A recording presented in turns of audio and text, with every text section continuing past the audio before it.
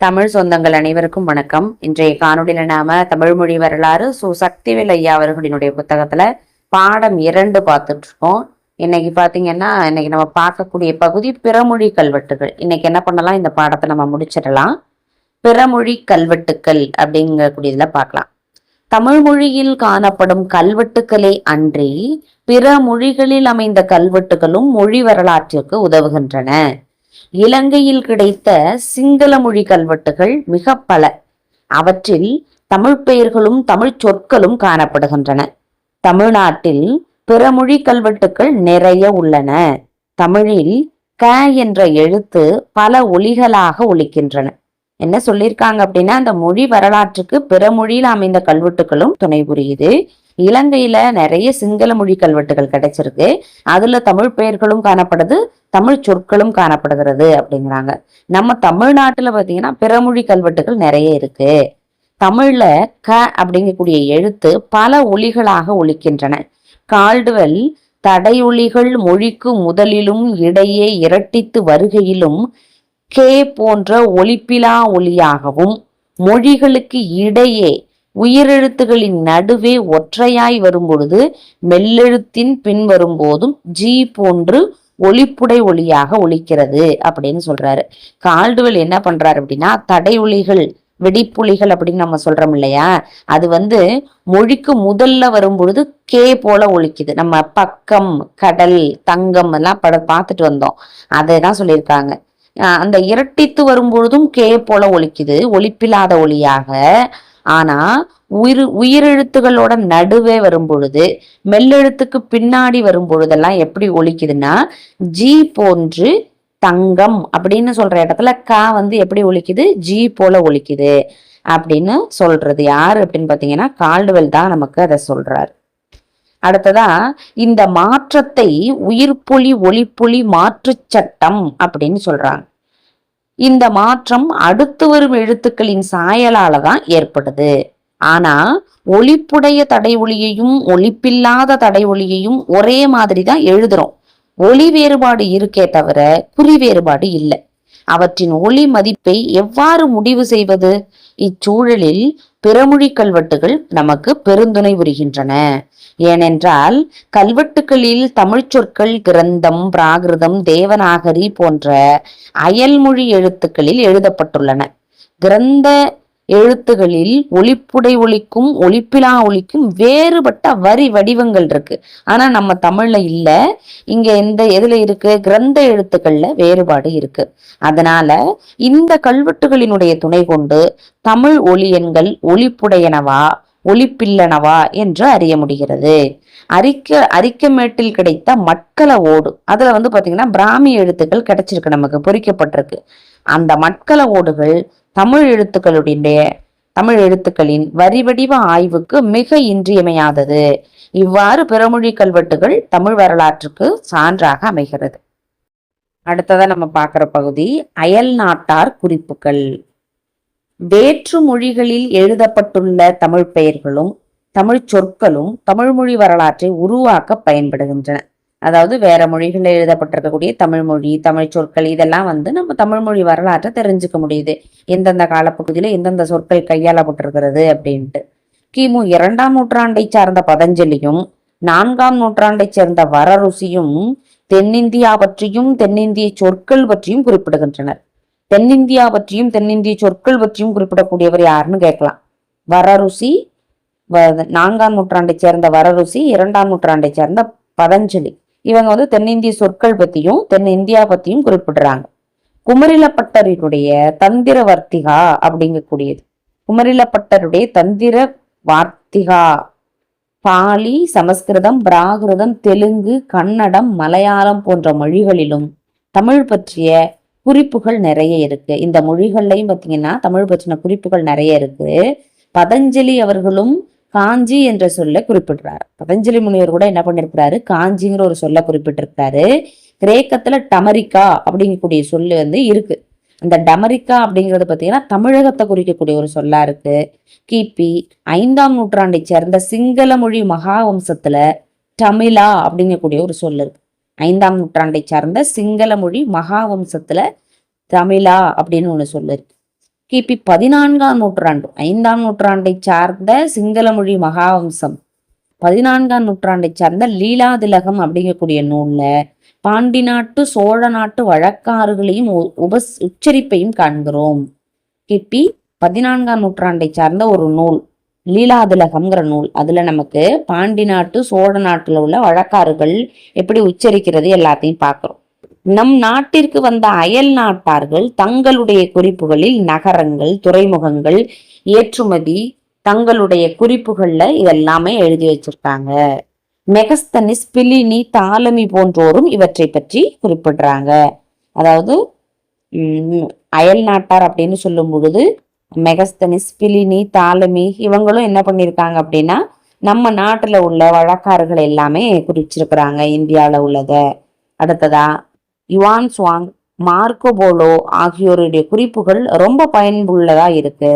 இந்தியாவிலிருந்து கிறிஸ்தவ சங்கத்தார் எழுதின கடிதங்கள் தமிழ்மொழி வரலாற்று ஆராய்ச்சிக்கு பெரும் துணை புரிகிறது.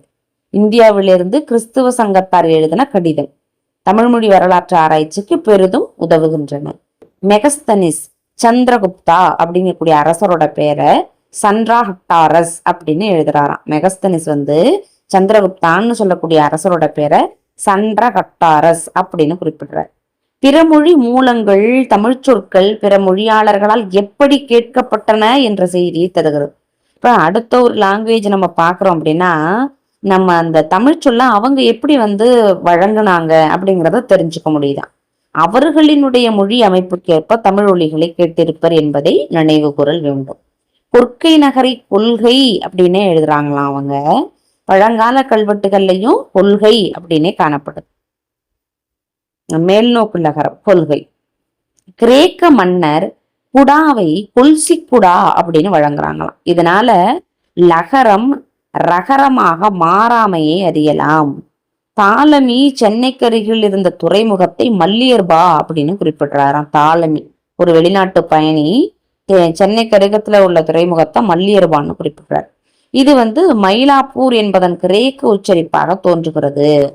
மார்க்கோ போலோ பகவன் என்ற மந்திரத்தை குறிப்பிடும் போது ககரத்தை ஒலிப்பில் ஒளியாகவே பகவன் ஒலிப்பில் ஒளியாகவே எழுதி காட்டினார். 17ஆம் நூற்றாண்டில் தமிழகம் வந்த ராபர்ட்டின் நொபிலி ச என்ற ஒலியை இச் என்று எழுதுகிறார். யாரு? ராபர்ட்டின் நொபிலி. 18ஆம் நூற்றாண்டில் வந்த வீரமாமுனிவர் சாவை எஸ் என எழுதினார். அது மாதிரி உச்சரித்து எழுதுறார் அவர்.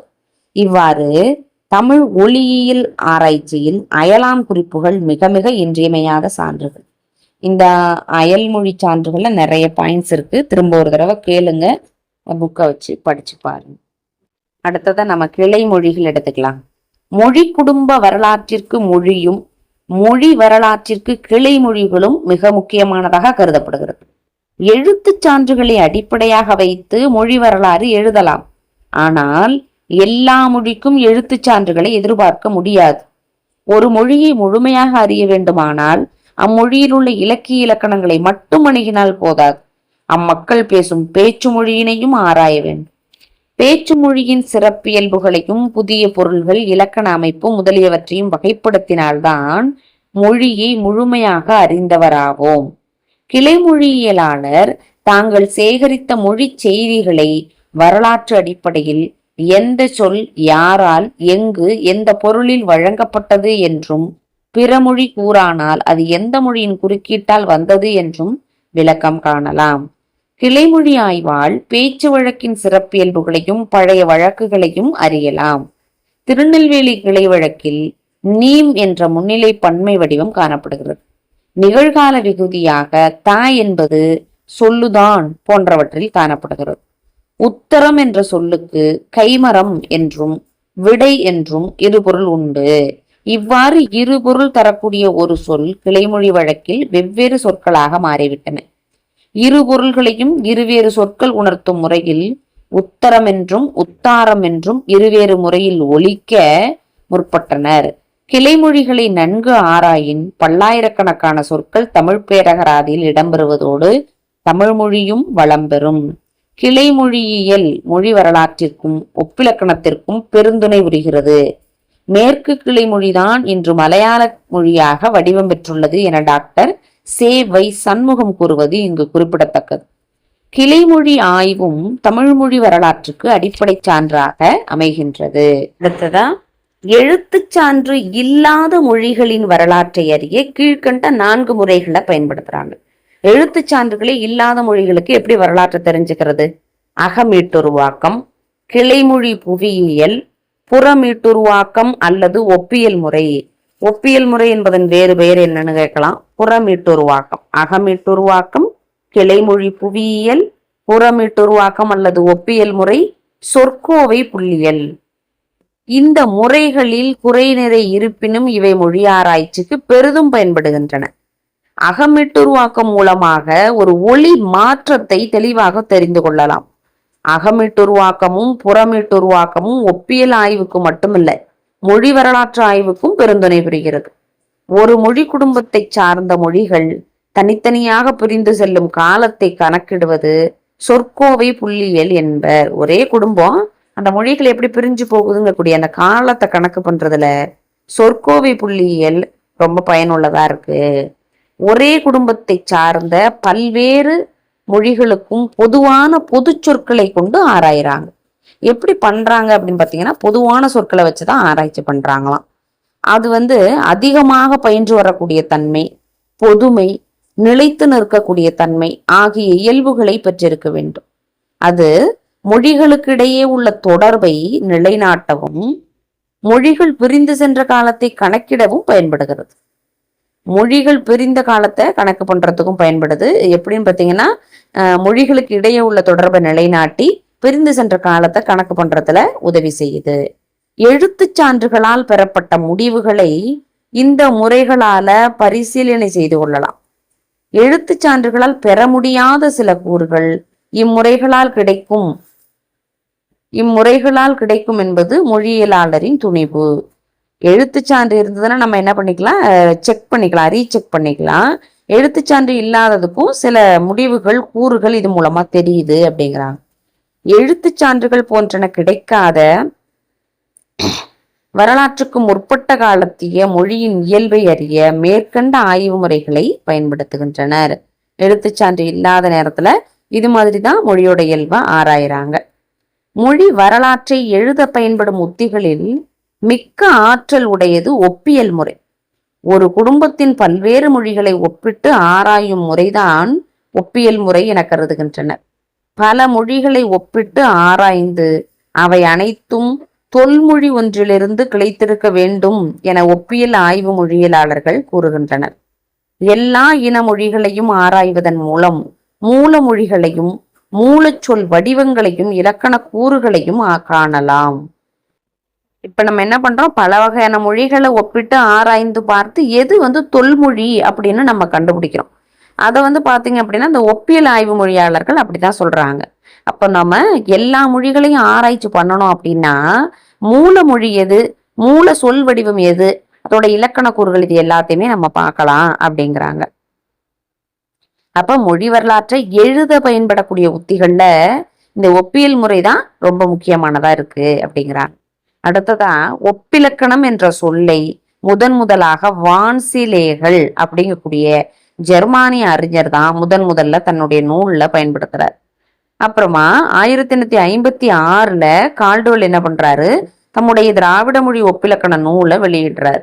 திராவிட மொழியியல் பேரறிஞர்களான பர்ரோவும் யமனோவும் இணைந்து வெளியிட்ட திராவிட சொற்பிறப்பியல் அகராதி திராவிட மொழி உலகில் ஒப்பற்ற ஒரு சாதனை. பர்ரோவும் யவனோவும் வெளியிட்ட அந்த அகராதி ஒரு ஒப்பற்ற சாதனை அப்படிங்கிறாங்க. அடுத்ததா, இந்த அகராதி வெளிவந்ததுக்கு பிறகு, இந்த திராவிட சொற்பிறப்பியல் அகராதி வந்ததுக்கு பிறகு நிறைய ஆய்வு கட்டுரைகள் வந்திருக்கு அப்படிங்கிறாங்க. தனிமொழி ஆராய்ச்சியால புலப்படாத சில கூறுகள் கூட இந்த ஒப்பாய்வு மூலமாக தெளிவாக தெரிஞ்சுக்க முடியுது. ஒப்பியல் முறையால ஒரு மொழியில ஒரு தெளிவும் துணிவும் ஏற்படுது அப்படின்னு சொல்றாங்க. சரி, இன்னைக்கு உள்ள வினாக்களா நம்ம பார்க்கலாம். திராவிட சொற்பிறப்பியல் அகராதி இந்த நூலை எழுதியவர் யார் அப்படிங்கக்கூடிய ஒரு கேள்விக்கு விடை சொல்லுங்க. அடுத்ததா, எழுத்துச் சான்று இல்லாத மொழிகளின் வரலாற்றை அறிய எத்தனை முறைகள் பின்பற்றப்படுகிறது அப்படிங்கக்கூடிய ஒரு வினாவை அதுக்குள்ள ஆன்சர் பண்ணுங்க. தாலமி சென்னை துறைமுகத்தை எந்த பெயரால் குறிப்பிடுகிறார்? இந்த 3 வினாக்களுக்கும் விடை சொல்லுங்க. நன்றி, வணக்கம்.